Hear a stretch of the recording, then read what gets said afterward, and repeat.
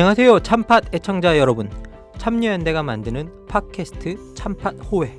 이번 호회는 30년 만에 추진되고 있는 개헌에 관해 알아보는 두 번째 시간입니다. 진행을 맡은 저는 정치철학자 김만건입니다. 오늘도 함께 해주실 두 분을 소개해드리겠습니다. 뭐 똑같네요. 우선 건국대 법학 전문대학원 한상희 교수님 나와 계십니다. 인사해 주십시오. 네, 반갑습니다. 한상입니다. 저번하고 똑같이 인사드립니다. 이번엔 참여연대 이태호 정책위원장님 나와 계십니다. 예, 안녕하세요. 이태호입니다. 너무 인사들이 다 간단하신 거 아닌가요? 제가 또 처음에 시작을 잘못한 것 같은데요. 저번에도 인사가 간단하다고 비난하셨습니다. 이러면 안 되는데 이거. 그죠? 관심을 끌기 위해서 좀 두 분께서 다음 회에는 좀 특별히 좀 인사 코멘트 같은 걸 좀 준비하셔서 오시면 좋겠습니다. 제가 코멘트 해봐야 그거는 겨우 해봐야 아재 개그밖에 안 되고 그러니까. 안 하는 게 나을 것 같아요. 여기 참 스크립트에도 있는데요. 저 이거 평균 연령이 50세이다 보니 알겠습니다. 지난해 저희가 이제 개헌 어떻게 되고 있나요를 주제로 이야기를 나눴는데요. 오늘은 이 개헌에서 특히 권력 구조에 관해서 이야기를 나눠볼까 합니다. 그런데 저희들이 본격적으로 권력 구조 개편에 대해서 이야기를 나눠보기 전에 지난해에 대한 의견이 하나 들어왔다고 하는데요. 1991년생 이제 28세 김모 씨께서 국민교육원장은 들어본 적도 없다. 그리고 헌법 전문을 왜 외워요? 라고 이제 말씀하시면서 지금 청년의 미래와 개헌이 도대체 무슨 상관이 있는지도 좀 이야기를 해줬으면 좋겠다라고 말씀을 하셨어요. 근데 이게 돌이켜보면 좀 잘못된 것 같기도 한데요. 국민교육원장을 외웠습니다. 헌법 전문을 외운 게 아니라 헌법 전문을 외웠다고 한다면 그건 참 좋은 학교를 다닌 건데요. 선생님 그렇게 말씀하셨나요? 헌법 전문을 외웠다고? 이게 제가 76년에 고등학교 2학년 때 일반 사회 교육을 받으면서 헌법 전문 못 외우면은 밖에 나가지고 그 책상 들고 서 있어야 됐어요. 유신헌법 전문을 못 외우면 저희들은 그럴 것까지는 안 했던 것 같습니다. 저는 이제 제가 생각해 보니까 그 무렵에 초등학생이었던 것 같아요. 그러다 보니 저희들한테 그런 것까지는 외우지 않게 했던 것 같은데 어쨌든 초등학교나 중학교를 다닐 때 국민교육원장을 못 외우면 줄 빠따를 맞던 기억은 나요. 이걸 못 외웠다고 빠따를 맞던 기억은 납니다. 근데 정말 중요한 이야기죠. 개헌과 청년들의 삶이 무슨 상관이 있는가? 일단 그 김모 씨가 국민교육원장을 들어본 적이 없다는 건 굉장히 반가운 소리입니다. 요즘도 국민교육원장을 알고 있다면 정말로 큰일이죠. 이걸 국민과 아무 상관없는 걸 만들어가지고 강제로 외우게 했던 시절이 다시 오면 안 되겠는데요. 헌법 전문이 우리에게 조금 더 구체적인 느낌을 주고 우리의 권리를 표현하는 권리 장전으로서 실제로 실행되고 있었다면 외우지 않으라고 해도 거기서 가장 중요한 조문이 무엇인지 나와 어떤 상관이 있는지 아마 잘 알고 계셨을 거고 학교에서도 이것만은 알아야 사회에 나가서 생존할 수 있다고 가르쳤을 것인데 지금은 헌법이 아직 청소년들의 권리로서 보장하고 있지 않기 때문에 헌법과 청소년 혹은 청년의 삶이 관계가 없이 느껴진다고 생각합니다. 근데 예를 들어서 주거권 같은 게 이번에 헌법 개정안에서 논의됐는데요. 이 주거에서 가장 중요한 대상이 되는 건 아직 사회 초년생인 사람, 가족으로부터 분리돼서 스스로의 삶을 꾸려나가기 시작한 사람들에게 주거 문제는 굉장히 심각하거든요. 주거 문제에서 가장 심각한 사례로 인용되는 게 뭡니까? 고시원. 거의 깜빵 독방만한 고시원에서 1년, 2년, 3년을 살아야 되는 사람들에게 국가가 최저 주거 기준을 보장해야 된다라고 하는 헌법 조문이 만약에 있다면 그건 누가 외우라고 그러지 않아도 되게 중요한 것으로서 기억하고 적용하려고 하겠죠. 그래서 사실 아마 제가 저번에 때 말을 좀 잘못한 것 같아요. 헌법 전문, 저희들이 헌법 전문이라고 하면은 헌법 전문 130개 전문이 다가 아니고 그걸 이야기하는 게 아니고 130개 전문 앞에 있는 전문. 그렇죠. 앞전자를 써서 앞전자를 써서 시작하는 앞에 전문. 있는 그 문장이 있습니다. 유관 역사 전통에 빛나는 우리 대한 국민은 어쩌고저쩌고 그렇죠. 개정한다. 이렇게 나오는 바로 그 부분이거든요. 시험에 나왔기 때문에 그렇죠. 외우셨겠죠. 네. 저희 때는 대학 본고사가 있어가지고 본고사에서 꼭 이게 괄호 넣기 이런 거 나왔습니다. 괄호 넣기. 사실 청년의 미래와 개헌은 무슨 상관이 있느냐? 저는 오히려 질문은 바꿔야 된다고 생각합니다. 청년 미래를 위한 개헌은 어떤 모습이어야 되느냐? 이제 그렇게 질문을 바꿔야 되고요. 그러기 위해서는 우리 청년은 개헌 과정에서 어떠한 이야기를 해야 되고 어떻게 세력화돼야 되고 어떻게 정치화돼야 되느냐 이 논의로 이어져야 된다고 생각합니다. 이 헌법이라는 거는 뭐 보기 나름으로는 법규범이지만 또 다른 측면에서 보면은 가장 집약된 정치의 결과거든요. 그러니까 이 사회가 무엇을 가치롭게 여기는가 또는 이 사회의 재원들을 어떤 기준에 의해서 배분돼야 하는가 이런 것들이 헌법에 전부 다 압축되어 있죠. 이제 뭐 그런 관점에서 본다면은 청년과 같은 뭐 요즘은 상당히 그 고생도 많이 하고 어려움에 부딪혀 있는 그런 사회 집단이라고 할 수 있는데요. 이런 사회 부분들이 자신들의 목소리를 내면서 우리도 사회의 중요한 부분이기 때문에 앞으로 헌법을 통해서 국가는 우리들의 삶, 우리들의 생활을 이러이러하게 보장해 달라라고 요구하는 그런 이야기들을 헌법에 담아내야 되는 거죠. 그 점에서 생각하니까 요즘 청년뿐만 아니라 청소년들도 정치 참여가 되게 중요하다고 말하고 그렇죠. 있거든요. 근데 말씀하신 대로 정치는 헌법에 따라서 하잖아요. 그렇죠. 물론 이제 그 헌법을 바꾸기도 하는 정치 과정도 있지만 본질적으로는 헌법 아래서 법을 만드는 방식으로 세상을 재설계하는 게 정치 행위인데 사실 그 최고인 정치의 최고판인 헌법 그것을 바꾸는 정치에 청년이 참여하지 않는다면 도대체 누가 참여할 것인가 하는 문제도 되겠네요. 사실 그동안 헌법 개정 논의 뭐 그렇게 짧으면 짧고 길다면 길었는데요. 그 과정에서 여성들은 여성들의 목소리를 내면서 헌법 개정안을 이야기하지 않습니까? 농민들은 또 농민들대로 자기들이 원하는 바를 헌법 조문으로 만들어 가지고 헌법 개정안에 반영해 달라고 요구하고 뭐 천 몇백만의 서명도 하고 그래서 일부분 반영되기도 했지 않습니까? 바로 이런 노력들이 청년들에게도 계속 이어져야 될 것이고요. 우리 사회 각 부분이 그런 식으로 이야기를 한다면은 이제 모든 사회 부분들이 우리 헌법의 주인이 되는 것이고요. 그 헌법의 주인이 되면서 우리의 정치와 국가 행정을 이끌어 나가는 문자 그대로 그 능동적인 시민으로 거듭날 수 있는 기회가 생기는 것이죠. 뭐 결국은 들어보니까 이제까지 청년들이 헌법에 대해서 관심을 가지지 못한 거는 헌법이 헌법답게 작동하지 못하고 있었기 때문에 그죠? 그게 효과를 전혀 볼 수 없고 그 헌법이 내는 효력들을 청년들이 실감할 수 없었기 때문에 사실은 거기에 반응하지 못했던 부분도 좀 있는 것 같고요.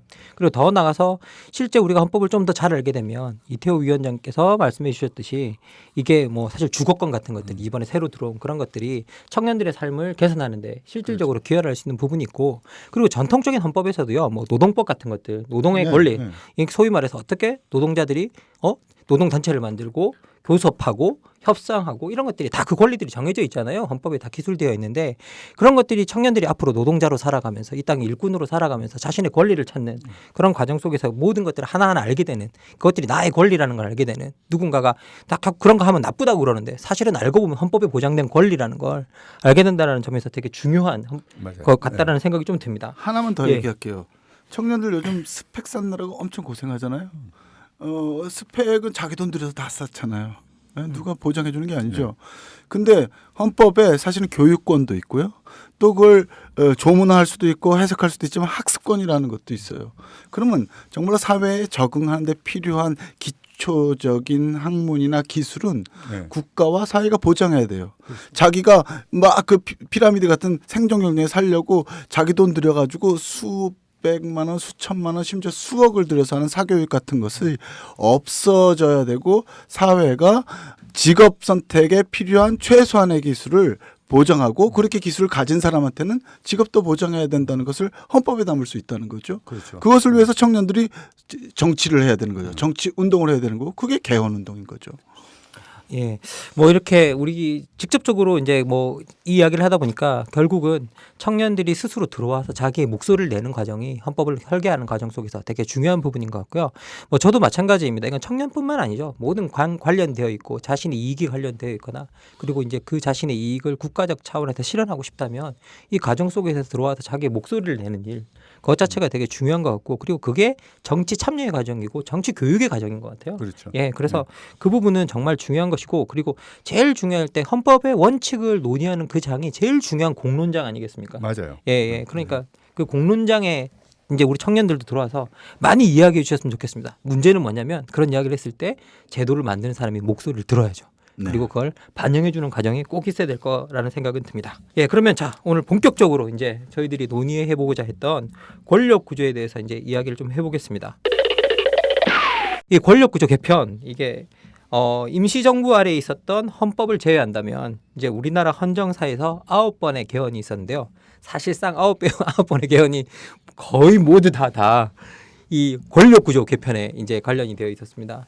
실제 헌법이 기본권과 권력 구조 딱 두 부분이잖아요. 그렇죠. 그런데 이 기본권에 관한 이야기는 거의 없었고 권력 구조 개편만 줄기차게 이야기해온 역사죠. 뭐 그렇죠. 선생님 뭐 어떻습니까? 국민을 위한 국민의 기본권을 강화하는 개헌은 사실은 없었어요. 엄밀히 본다면은 오히려 자기들끼리 권력이 뭐 조그마한 권력인지 큰 권력인지 나눠먹게 하는 그런 개헌만 9번에 이루어진 거죠. 예, 그렇습니다. 예.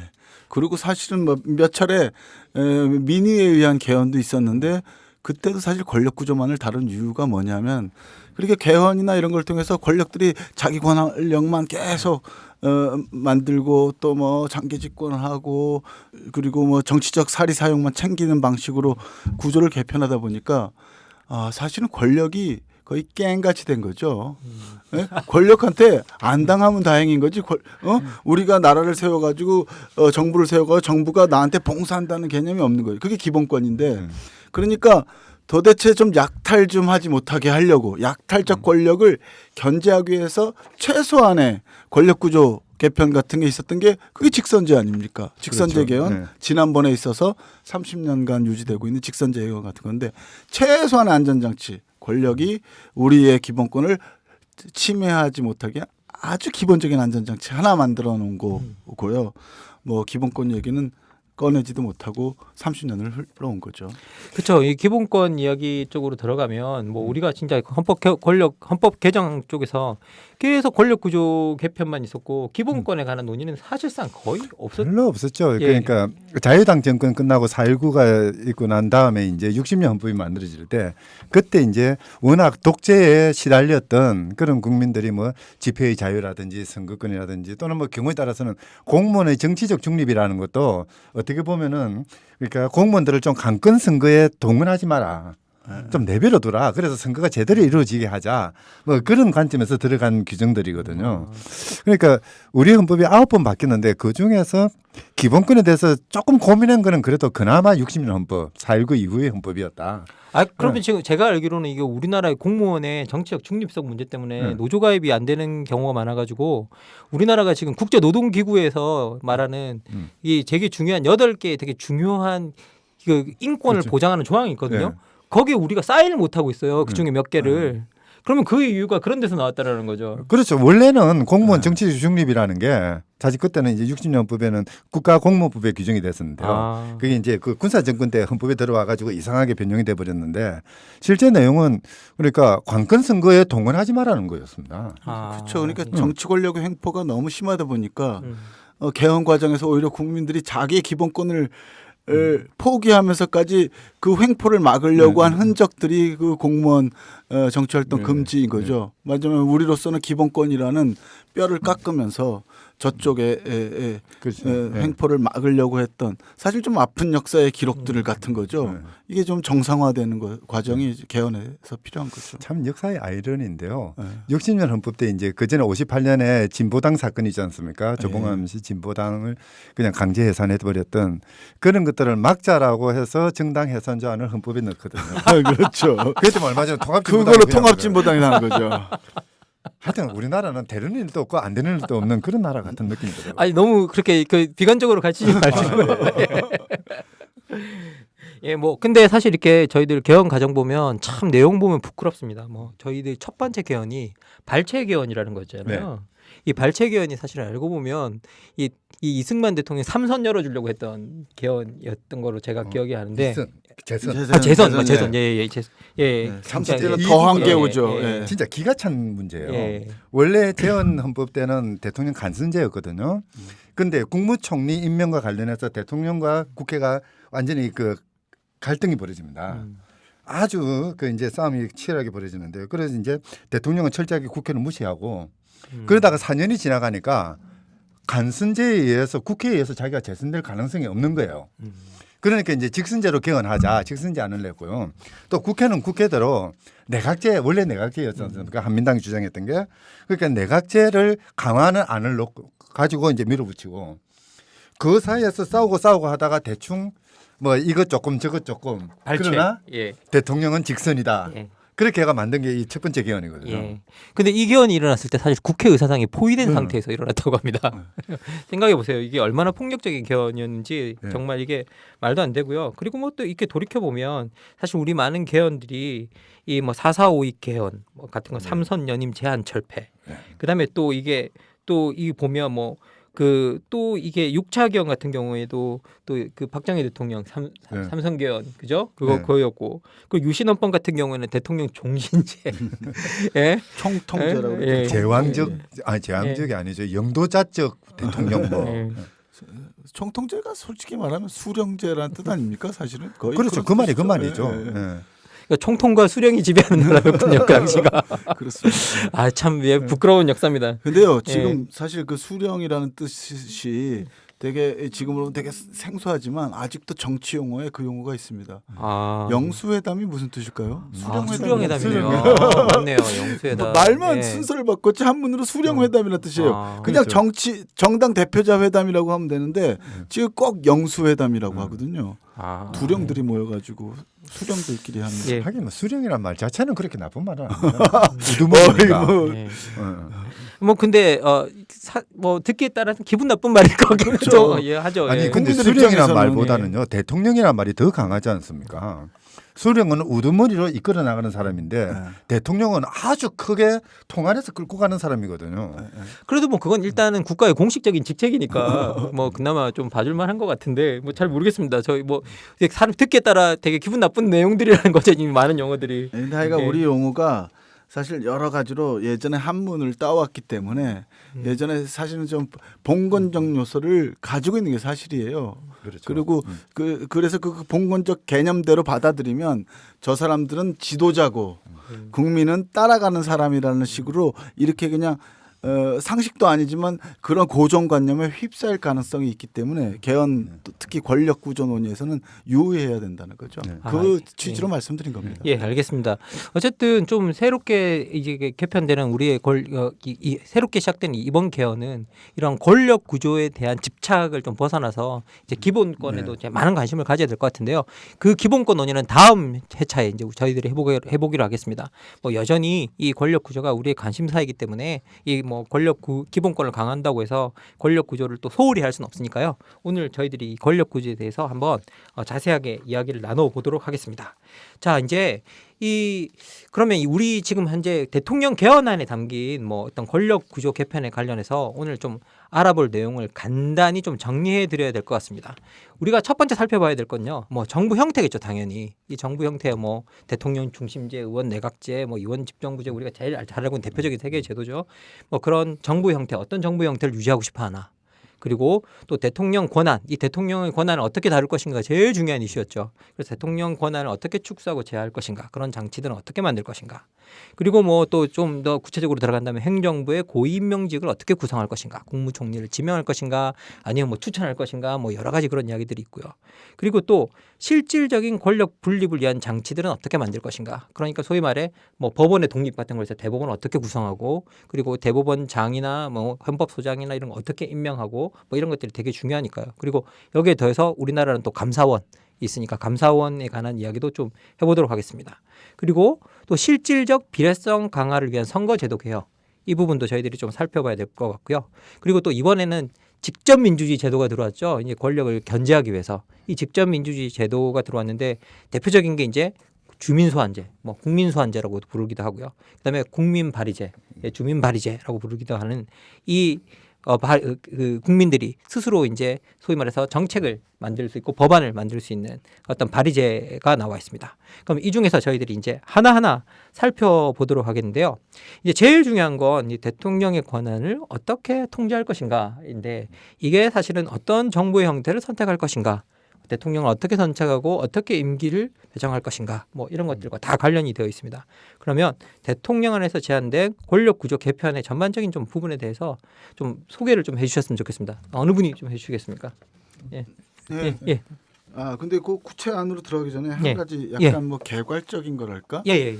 우리가 이제 촛불 집회할 때 있잖아요. 2016년에 연말에 교수신문이라는 데서 매년 사자성어를 발표하지 않습니까? 예, 맞아요. 예. 그 해에 발표했던 사자성어가 권력구조 얘기할 때 좋은 참고 자료가 될 것 같아요. 그때 사자성어를 군주 민수라는 걸로 했습니다. 뭐냐면은 그 권력은 배고 그렇죠. 국민은 물이다. 배가 도를 넘어서면 물에 시민의 바다에서 침몰한다. 예. 그래서 항상 시민의 지지 위에 배가 떠 있고 시민이 지지를 처리하면 어떤 권력이든 그게 대통령이든 뭐 의원 내각제든 어떤 시스템이든 침몰한다는 걸 잊지 마라 이렇게 해가지고 그 사자성어를 냈는데요. 그럼 배 얘기를 조금 해보죠. 배는 우리 세월호 얘기하면 평형수 얘기하지 않습니까? 좌우로 기울기를 치우치지 않게 평형을 잡아주는 게 있어요. 그게 아마 우리가 얘기하는 의회, 행정부 또는 사법부 같이 국민이 위임한 권력들 간의 균형 문제일 겁니다. 삼권 분립, 견제와 균형 이런 얘기일 거고요. 그렇지만 이건 어쨌든 다 권력이거든요. 국민 입장에서 볼 때는 사법부도 권력이고 의회도 그렇죠. 권력이고 대통령도 다 권력이고 행정부는 특히 권력이고 뭐 그러니까 이 권력이 내 권리를 지키느냐 아니면 나를 뜯어먹느냐 이런 문제가 있기 때문에 권력이 시민이라는 바다에 얼마나 민감하게 반응하느냐. 예전에 박근혜 지지율을 콘크리트 지지율이라고 그랬잖아요. 콘크리트 지지율이라는 것은 뭔 짓을 해도 안 무너진다는 거죠. 근데 유동체인 물 위에 떠 있다는 것은 조금만 삐딱하면 물이 배를 집어삼킬 수 있다는 거기 때문에 예컨대 국민이 기본권을 실현할 수 있느냐 의회나 대통령이 작동 안 할 때 우리가 청원을 통해서건 아니면 발안제를 통해서건 심지어 소환제를 통해서건 직접적으로 그 배를 뒤흔들 수 있느냐 하는 문제인 것 같아요. 그 관련해서 지금 좁은 의미에서 권력 구조라는 것은 이 전체가 권력 구조지만 좁은 의미의 권력 형태는 그래서 견제와 규정 장치를 어떻게 하고 이 견제 규정 장치가 국민의 유권자의 뜻에 어떻게 민감하게 반응하게 할 것인가 요 문제를 다루는 건데요. 우선 전체적인 정부 형태와 관련해서 지금 대립하는 것은 아시다시피 대통령제하고 이원 집정부제입니다. 내각제는 워낙 국회 중심으로 근본적인 체제를 바꾸는 거고 대통령 직선이라고 하는 87년 6월 항쟁의 국민의 뜻을 근본적으로 바꾸는 거기 때문에 정치권이 좀 조심스러워하는 것 같아요. 그래서 두 가지가 있는데 조심스럽다기보다는 언감생심 말을 못하는 것 같아요. 근데 여기도 말을 꺼내는 순간 이제 국회의원이 되는 거죠. 근데 여기도 약간 뉘앙스 차이가 있어요. 근데 대통령제라고 해야 되는데 많은 분들이 우리 문건에도 그렇게 있는데 아마 정부에서 그렇게 쓰기 때문인데 여기도 약간 가치를 담아서 대통령 중심제라고 표현하거든요. 우리가 보통 뭐 대통령 관임이 너무 많다, 행정부가 너무 비대하다 그러는데 슬쩍 그것이 마치 당연한 것처럼 얻는 거죠. 대통령제가 아니라 대통령 중심제. 사실 그래서 정확히 국민들의 입장에서 실현 가능한 대안으로서 나누어지는 권력 구조의 대립점은 대통령제냐 아니면 행정부의 권한을 의회와 대통령이 나눠가는 이원정부제냐 이 두 가지가 대립하고 있다고 볼 수 있겠습니다. 그렇죠. 대통령 중심제는 말이 사실 이거는 뭐 학술 용어도 아니고 그 어디서 쓰는 말은 아니거든요. 그렇죠. 대통령제죠 그냥. 그래 대통령제죠. 대통령제라고 한다면은 기본적으로 통치 구조, 이 권력 구조를 결정하는 기본적인 틀은 의회주의와 대의제 이런 틀 속에서 이루어지는 거거든요. 국정의 중요한 사항은 의회가 중심에서 국민의 대표인 의회가 결정을 하고 대통령은 그걸 집행하는 행정부의 수반에 불과한 그런 지위를 놓는데 대통령 중심제 하면은 뭔가 대통령이 제1순위가 되고 이 국정을 주도해 나가는 그런 뉘앙스가 들어가게 되는 거죠. 뭐 어떻게 보면 우리 그 시사 언어들 중에서는 제왕적 대통령제를 스스로 초래하는 그런 그 패러다임인 것 같기도 해요. 대통령 중심제라는 말이 앞으로는 안 썼으면 좋겠어요. 대통령 중심제라는 말 자체를 안 썼으면 좋겠다. 현실을 표현하는 데는 좋은 말이긴 하지만 헌정 체제를 말하는 걸로는 대통령제냐, 대통령제죠. 이원 정부제냐 이렇게 표현하는 게 객관적이고 중립적인 거 아닌가요? 사실 이게 미국도 이게 대통령제를 출발시킨 나라가 미국이잖아요. 그렇죠. 그런데 이거 미국 헌법의 권리를 읽어보면 사실 대통령이 힘 힘이 별로 없어요. 원래 미국의 대통령제라는 게 미국 독립운동하는 과정에서 이제 그 식민 모국이 영국이었지 않습니까? 영국의 의회는 그 당시에 남자를 여자로 바꾸고 여자를 남자로 바꾸는 거 외에 모든 걸 다 할 수 있다고 그랬거든요. 지금 같은 그것도 할 수 있다고 그랬을 거예요. 어쨌든 이제 그렇게 막강한 의회 권력을 견제하는 장치로 자기들 나라에서는 의회를 만들 때 의회를 견제하기 위해서 대통령을 만들어 놓은 거죠. 이제 그렇게 보면은 대통령이라는 게 우리나라처럼 그렇게 힘센 그런 기구가 돼서는 안 되는 거죠. 그 애초에 사실 제가 미국의 그 헌정사를 공부해 보면 애초에 처음에 나왔던 안에서는 대통령을 한 명이 아니라 세 명을 뽑으려고 그랬어요. 예, 대통령을 세 명을. 로마 시대 같네요. 로마 예, 호민관 세 명. 예, 맞지. 예. 대통령을 세 명 뽑으려고 그랬는데 자기들끼리 논의하다가 결국은 최종적으로 책임질 사람이 있어야 된다. 그래서 한 명으로 하자. 그래서 이게 한 명으로 갔던 거예요. 이게 이 내용을 들여다 보면 그 참 예. 재밌는 게 지난 정권 때 재밌는 이야기가 나왔는 게요. 예. 뭐 대통령 7시간 이야기를 할 때 김기춘 비서실장이 뭐라고 했냐면은 대통령은 있는 자리가 집무실이라고 그랬지 않습니까? 그런데 미국에서 비슷한 이야기 했었는 거예요. 국가 최고 기관 의회, 대통령, 법원 따지보면 혼자서 일하는 데는 유일하게 대통령입니다. 의회는 몇백 명이 모여 있고요. 대부분은 9명 이렇게 모여 있지 않습니까? 의논해서 결정할 수 있거든요.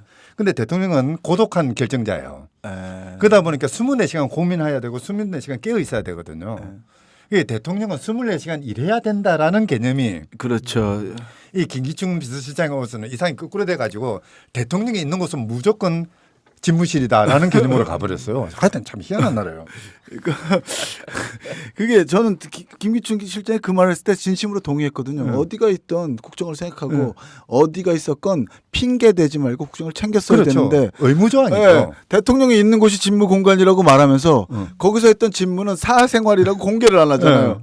그 국가 공무를 했는데 왜 공개를 안 하죠? 아직도 공개 사실 안 하고 있죠.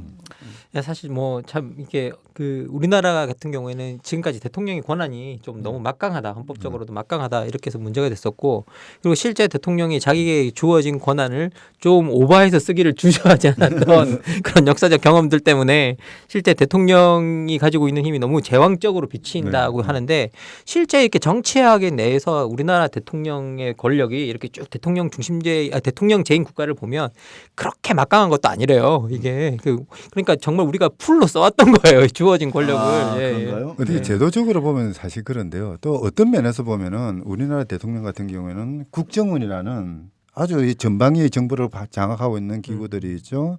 거기에 이제 검찰이나 또는 경찰을 통하는 또 이제 이 통제 장치들이 있죠. 군도 장악하고 있죠. 뭐 이러다 보니까 정말 이 근대 국가가 가지는 그 강권력, 그 문자 그대로 물리적인 힘은 대통령이 모든 걸 다 가지고 있는 또 그런 국가인 것 같기도 해요. 네, 국정원은 사실 참 큰 문제입니다. 이게 대외 정보를 수집해야 되는데 대내 정보를 수집하면서 이제 뭐 문제가 생기죠. 공작하고. 예. 아니 뭐 하다 못해 북한하고 싸우라고 해놨더만은 심리 전단 만들어 가지고 그 전쟁의 대상을 국민으로 삼아가지고 국민 상대로 싸우고. 예. 사실 그 국정원 문제가 여기서 나오는 건 좀 아이러니인데요. 헌법에는 국정원이라는 단어가 없죠. 없어요. 그러니까 헌법적 기구도 아니죠. 사실은 그래서 국민의 위임을 받은 헌법 기구도 아니고 굉장히 말단 기구인데 나라를 쥐락펴락하고 모든 정치인 약점 잡아가지고 뒤로 거래하고 사찰하고 이러니까 참 그것도 기가 막힌 노릇이죠. 아, 예. 아니 이태호 위원장이 지금 이게 국정원이 헌법 기관이 아니다라고 말해줌으로써 저희들이 오늘 권력구조 개편에 대해서 이야기하고 있다는 걸 확실해졌습니다. 왜냐하면 지금 제가 잠깐 생각했을 때 아니 우리 모든 팟캐스트가 겪고 있는 옆으로 세기로 가고 있잖아. 그래서 다시 본질로 돌아가야 될 것 같습니다. 대통령제에 대해서 얘기를 하다가 사실 여기까지 왔는데요. 그래서 대통령제를 중심으로 하는 대통령 개헌안이 무슨 얘기를 포함하고 있는가 조금 소개해 볼게요. 일단 대통령 안에서는 대통령제를 유지하면서 대신 좀 중간 평가를 하고 또 책임감도 높여야 되겠다라는 전제 아래 이것도 이따 토론해 봐야 되겠습니다만 4년 하고 투표하자. 그리고 잘했으면 4년 연임하게 하자. 그래서 4년 총 잘하면 8년 아니면 4년 만에 그만두게 하는 안을 정했고요. 대통령의 민주적 정당성을 좀 더 강화하려면 그냥 모든 후보 중에 1등한 사람으로서는 안 되겠다. 그래서 1등한 사람하고 2등한 사람하고 누구든 과반수를 못 넘으면 투표를 다시 해서 과반수 넘게 해서 대통령을 뽑자. 그래서 말하자면 결선 투표제를 도입했고요. 그리고 행정부 권한을 또 대통령 권한을 좀 줄이겠다 해가지고 도입한 게 예산 법률주의인데, 예산 법률주의라고 하는 건 나중에 설명을 좀 더 해야 되겠지만 어쨌든 국회에서 의결하는 예산안이 법률적 효력을 갖기 때문에 그걸 안 지키면 위법이 되게 하는 구조죠. 근데 이제 쟁점 중에 우리나라는 정부가, 행정부가 법률안을 제출할 수 있습니다. 미국은 의회만 법률안을 제출하고 결정할 수 있죠. 근데 우리는 결정은 의회가 하더라도 안 자체는 정부가 하도록 돼 있는데 이걸 없애자는 얘기가 많았거든요. 이게 행정부의 권한이 큰 거다. 근데 대통령안은 좌고우면하다가 사실은 정부의 법률안 제출 권한을 안 내려놓는 방안으로 정했어요. 대신 정부가 제출할 때는 국회의원 10명의 동의를 받아야 된다. 그래서 권한을 많이 내려놨다고 하는데 그거에 대해서는 이따 평가를 부탁드립니다. 그리고 가장 중요한 것 중에 하나가 인사권과 관련된 거예요. 그렇죠. 인사권이 사실 각종 대통령의 헌법 힘을 기구에 사용하니까. 대해서 대통령의 임명 권한을 어떻게 할 것인가. 그래서 그 전에는 대법원장 같은 경우에는 추천위원회를 꾸리고 추천위원회에 대해서도 대통령은 크게 관여하지 않는 방향으로 해보자. 유권자의 다양성을 반영하고서 국회니까 국회를 개혁하는 전제하에서 국회가 좀 더 역할을 해가지고 인사추천위원회 같은 걸 만들어서 대법원 판사도 정하고 대법원장도 정하고 이랬으면 좋겠다는 제안들이 많이 있었는데 요번에 대통령은 그냥 3대 3대 3으로 하자. 대통령도 3명 추천하고 무슨 법관 대법원은 민주적 정당성이 없으니까 법관 회의라는 데서 3명 추천하고 국회도 3명 추천해요. 3대 3이면 공정하지 않냐? 근데 3대 3대 3 공정한가? 그 국회는 여당이 있는데 그럼 대통령도 3명, 여당은 그럼 1.5명. 그다음에 법관회의도 무슨 정부 편일 경우에는 과반수가 정부 편 아니냐 하는 반론이 가능하죠. 이거 토론이 필요할 것 같고요. 심지어 감사원도 독립기구화한다고 그랬지만 3대 3대 3으로 추천하겠다. 근데 이런 평가가 가능하죠. 감사원은 주로 행정부를 감시하고 대통령을 감시하는데 그거 추천을 독립기구라고 그러면서 대통령이 추천하나? 이것도 그러면 국회도 여당이 반? 이러면 좀 이상하다 하는 얘기가 있습니다. 마지막으로 국무총리 추천 방안인데 요거는 좀 길어지니까 나중에 조금 더 얘기하고 여기까지 한번 얘기를 나눠보면 어떨까 싶습니다. 근데 참 아쉬운 게요. 저는 이제 대통령 개헌 안에 나와 있는 대통령제 안 이제 그게 잘 됐느냐 못 됐느냐 따지려면은 대안이 있어야 되거든요. 네. 그러면 이제 야당에서 제기하는 어떤 또 다른 정부의 그 권력 그렇죠. 구조안 비교안이 있으면 훨씬 그렇죠. 좋죠. 네. 이제 그게 분권행위든 혼합행위든 뭐라고 이름을 짓든 이제 그런 게 있어야 서로 평가가 가능한데 아쉽게도 지금 그게 제대로 안 나와 있어요. 그렇죠. 그렇죠. 야당이 이름만 못했죠. 네.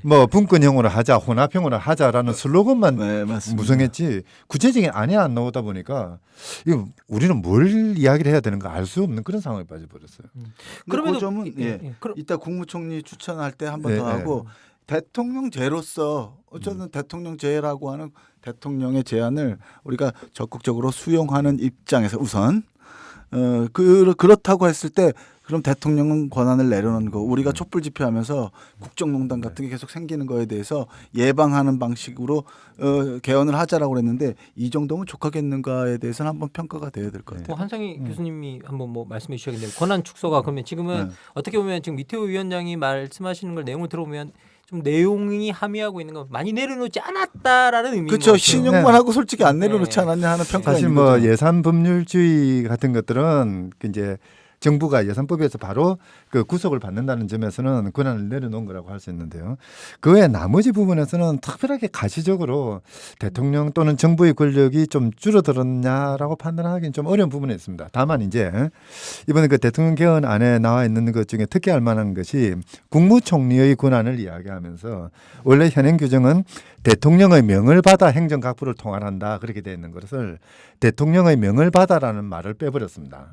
그러니까 국무총리는 행정에 관하여 행정각부를 자기 책임으로 독립해서 통할할 수 있는 그런 여지가 열린 거죠. 바로 이제 이런 점에서 본다면은 그 조항을 운용하기 나름으로는 정말 대통령의 권력이 혁신적으로 총리에게 넘어갔다라고 이야기할 수 있는 여지는 분명히 있습니다. 다만 이제 그게 어느 정도로 그렇게 가셔야 될 것이냐는 아직 뭐 그런 것들은 이제 정부 조직급이 어떻게 바뀌고 또 그 정부의 관행이 어떻게 바뀌느냐 이런 것들 지켜봐야 되는 부분이기 때문에 지금 장담할 수 있는 건 아니죠. 사실 그 점은 정확히 의미에 대해서 설명할 필요가 있는데 대통령 안에 국무총리 권한을 강화하는 면이 있습니다. 다만 대통령 안에서는 국무총리를 추천하거나 임명할 권한은 대통령이 내려놓지 않겠다. 그러니까 대통령이 선거를 통해서 국민으로부터 권한을 같이 그 선거로 뽑힌 국회와 나누는 거에 방점을 찍기보다는 그 권한을 가지고 자기가 임명하는 총리와 역할 분담을 하겠다라는 것에 방점이 맞춰져 있는 그렇죠. 안이라고 생각하시면 될 것 같습니다. 근데 자신이 임명할 수 있으면 그 역할 분담이 사실상 되는 건가요? 자신이 언제든지 마음에 안 들면 그냥 없애버릴 수 있는 거잖아요. 그럴 수도 있지만 사실 그런데 총리를 임명하려면 국회의 동의를 거쳐야 되는 게 어떻게 보면은 대통령이 총리를 마음대로 바꾸지 못하게 하는 그런 장치가 될 수도 있죠. 그러니까 총리가 마음에 안 들어서 해임을 했는데 그다음 총리 임명 과정에서 국회가 동의를 안 해주면은 정말 이거는 국정 공백이 생기는 상황이 돼버리거든요. 뭐 이거는 대통령으로서는 상당히 고민해야 되는 부분일 수는 있겠죠. 예, 그래 결국은 의회의 동의를 받도록 하는 부분, 그 부분이 이제 또 되게 중요한 부분이 대통령 안에서는 그게 안전장치다 이렇게 얘기를 하고 있긴 합니다. 반면 이제 예를 들어 대법원 같은 경우에 우리가 사실 예전에 박근혜 정부 때나 이명박 정부 때 보면 대법관 헌법재판관 사실 좀 미덥지 않았죠. 그렇죠. 뭐 때로는 6명이다. 그렇죠. 아니 그리고 헌법재판소 때 우리가 탄핵 때 그 최종 결정 놔두고 얼마나 마음 졸였습니까? 국민 대다수는 반대하는데 헌법재판관들은 다 이명박 또는 박근혜 씨가 임명한 사람들인데 이 사람들이 무슨 결정을 낼지 굉장히 노심초사했고 그것 때문에 촛불을 계속 든 거거든요. 그러면 지금 대통령이 제안한 안은 그런 식으로 어떤 특정 권력의 입맛에 따라서 대법원이나 헌법재판소나 감사원도 지금 뭐 사람들이 쟁점을 안 삼는 것 같지만요. 감사원이 살아있는 권력을 감사한 적이 창립 이래로 단 한 번도 없습니다.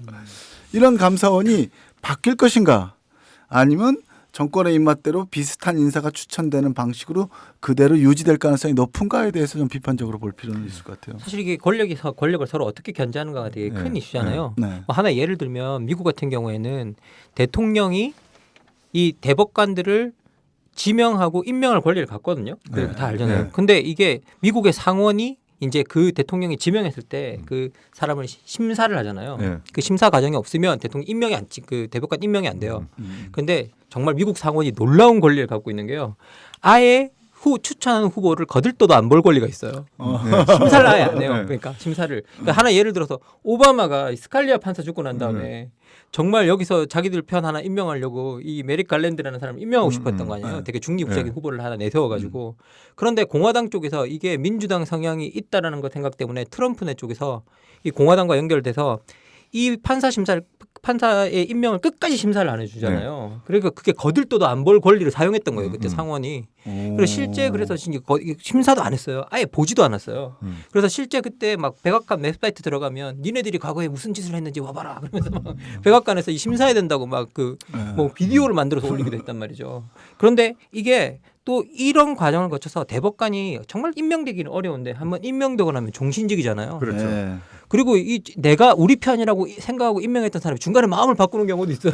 이게 그러면 그렇죠. 이게 종신직이기 때문에 대책이 없어요. 그래서 종신직이라 끝까지 자기 소신을 가지고 이게 판결할 수 있도록 만들어준 그런 구조죠. 그래서 이제 서로가 견제와 균형을 맞출 수 있도록 해놨는데 지금 현재 우리가 이 말하는 내용도 결국은 그런 구조가 가능하냐는 거잖아요.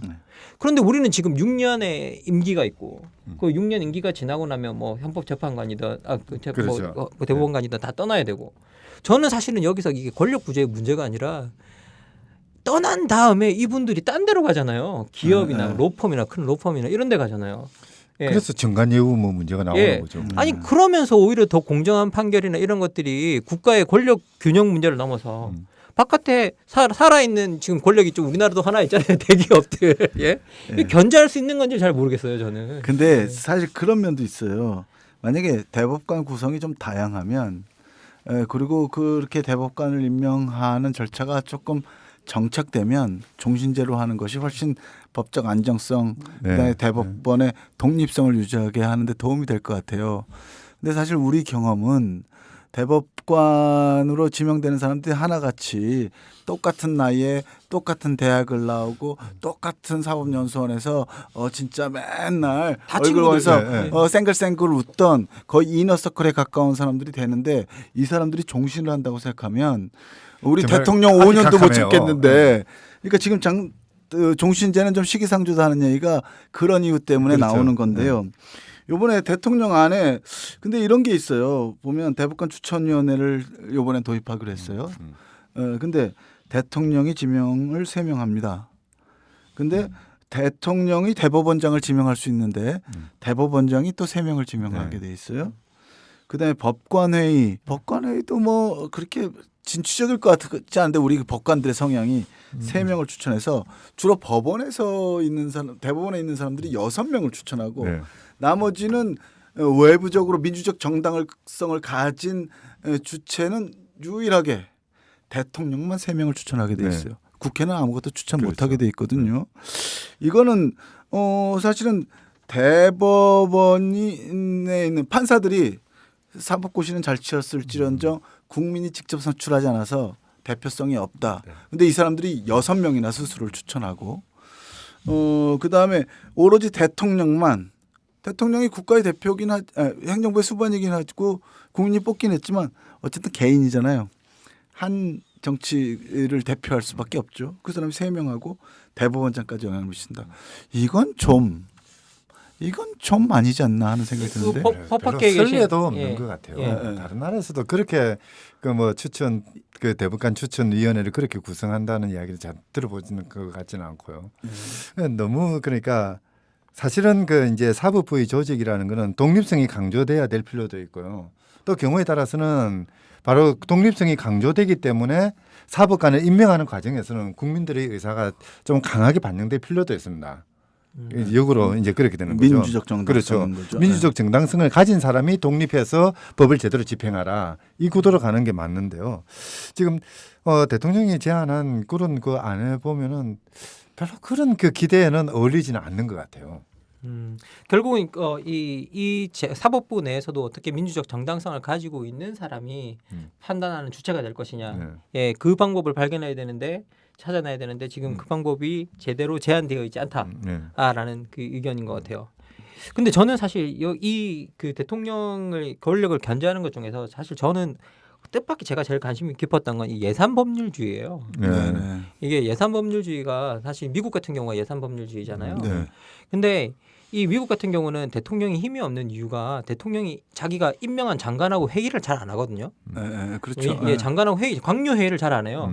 케네디 같은 경우에는 뭐 단 한 번도 안 했다라는 이상한 소문까지 돌 정도였대요. 그런데 이게 광뇨 회의 같은 걸 할 필요가 없는 게 뭐냐면 내가 이 장관을 임명해도 우리 부서에서 쓸 수 있는 예산이 전부 다 의회에서 나오는 거예요. 그렇죠. 그러니까 의회에 가서 다 얘네들한테 아첨을 하지 않으면 이게 돈이 안 나오니까 사실상 내가 임명한 관료들이 다 시간이 지나면 전부 다 의회 편이 된다는 거죠. 그렇죠. 그래서 이게 누가 돈을 쥐고 있는가, 누가 예산권을 쥐고 있는가가 정말 큰 이슈잖아요. 그렇죠. 그런데 특히 이 예산법률주의가 정말 이 예산권을 돈을 쓸 수 있는 권리를 의회에다 주는 거잖아요. 실제로 미국에는 국무회의가 없죠. 그렇죠. 같이 모여서 뭐 강요들끼리 다 모여서 결정하거나 그러지 않아요. 그러니까 그러니까 그런 국무회의가 잘 없는 이유가 이 예산 법률주의 때문이거든요. 제가 알기로는. 그래서 이 예산 법률주의에 대해서 어떻게 생각하시는지 좀 궁금해서 제가 한번 여쭤보려고 좀 말씀을 드립니다. 근데 지금 이제 문제는 뭐냐면 예산 법률주의를 취하더라도 기본적으로 예산을 편성하고 그것을 제출하는 그거는 정부의 소관이 될 수밖에 없는 것이죠. 지금 대통령은 예산 제출권은 여전히 정부가 가지고 있어요. 그 예산 법률주의 부분에서도 가장 중요한 게 뭐냐면은 그러니까 정부가 제출한 예산안에 대해서 이제 정액을 한다든지 항목을 전산한다든지 이런 권한을 국회에 줄 것이냐. 그렇지 않으면은 이제 그 정부가 꼭 동의를 해야만이 그런 걸 할 수 있게 그렇게 정부에 이제 주도권을 계속 남겨줄 것이냐 이런 게 오히려 더 중요한 것 같아요. 그러니까 이제 그 항목을 전설하거나 금액을 늘리는 이런 경우에 정부의 동의를 반드시 얻도록 한다면은 결국은 예산 편성의 주도권은 여전히 정부에 있게 되는 거죠. 예, 그래서 이번에 도입된 예산 법률주의도 제한적 예산 법률주의인데 아 그래요? 네. 그 이유를 설명하면 또 국민들도 이제 끄덕끄덕해요. 네.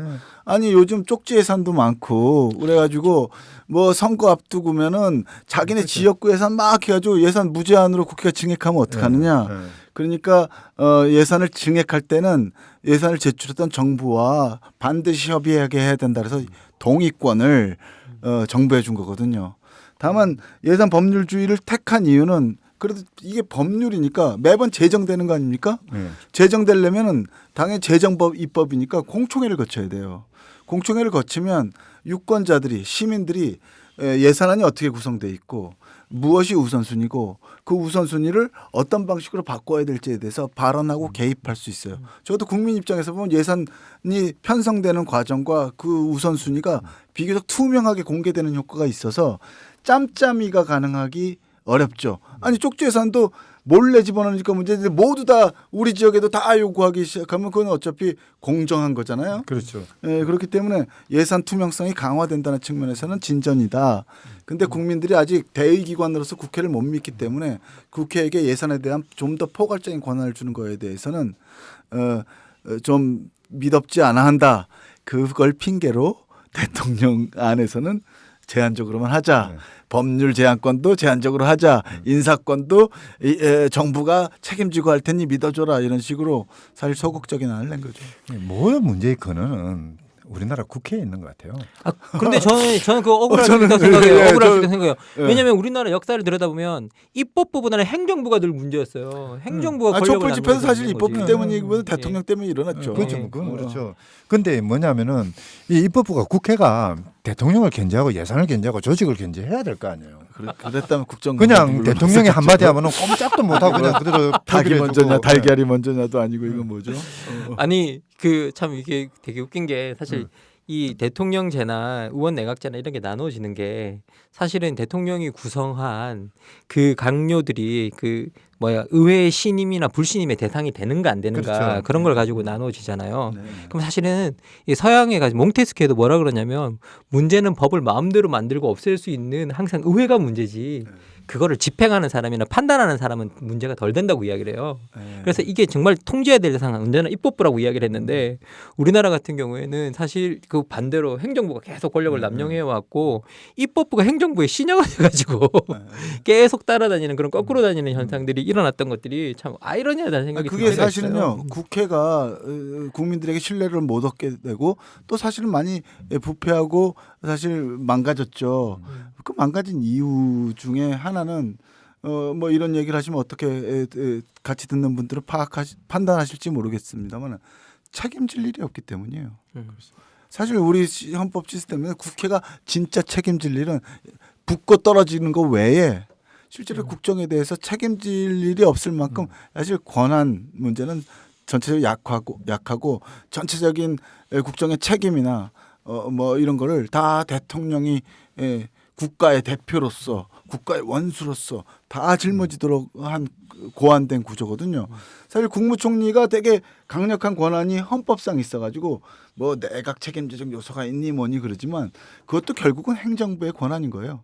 그잖아요. 국무총리 권한이 강하다는 게 의회의 권한이 강한 거 아니거든요. 그렇죠. 행정부의 권한이 강한 거죠. 사실 저는 내각제주의자거든요.